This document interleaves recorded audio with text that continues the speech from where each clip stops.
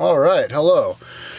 Kyle, can you make a video talking about how you purchased your van? Where did you find it? What was the cost? Did you consider other types of van? Thanks, Andrew. Hello, Andrew. Okay, back in this is a 91.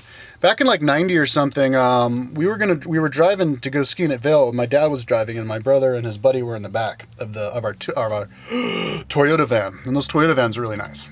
And it was a really windy day, and this dude, we're driving down the road about 30 miles an hour.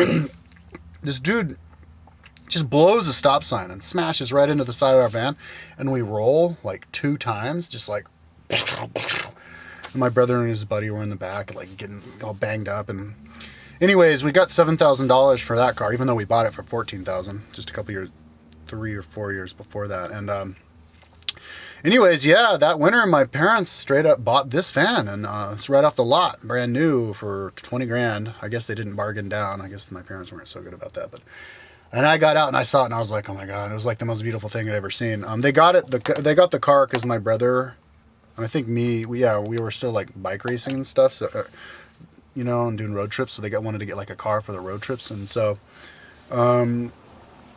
they got this one, and I was like, whoa, awesome. And pop up and smelled a new car, and it was awesome. And that day we drove it all the way to Blacksburg, Virginia for my mom, a family reunion for the Christmas. And it was cool doing a road trip across America in the brand new van, playing cards at the table and stuff. And my mom was driving one day, and we did a 180 and stopped in the middle of the highway right over this hill where nobody could see us. And I was like, holy shit, please, God, don't let us get hit. It was the day after we bought the car. We started up and drove down the road. Nothing happened. Okay, so let's see. What are the other questions? Where did you find it? They just got it in Littleton. What was the cost? Okay. Did you consider other types of... well, we had a Toyota before that. I think they got this one because it was bigger.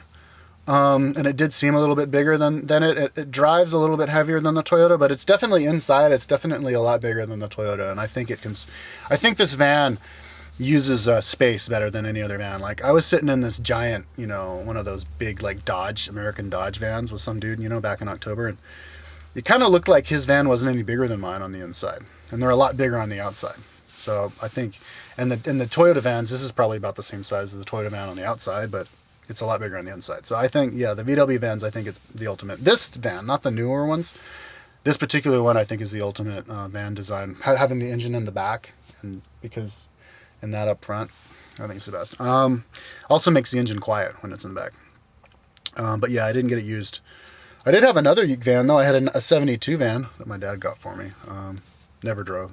Fucking engine was a piece of shit, but the body, I could tell the body was built like solid gold, man. Those old vans, if you want a VW van, you should go to a junkyard and you should get one of these old 70s vans and just put a new engine in it, dude, and you're gonna have a nice car. I was in Moab once, driving, because I put special shocks in it, but I was in Moab once driving up some practically a 4-wheel drive road. It was past Slick Rock, up above Slick Rock, and there was this section that the hardest core section ever.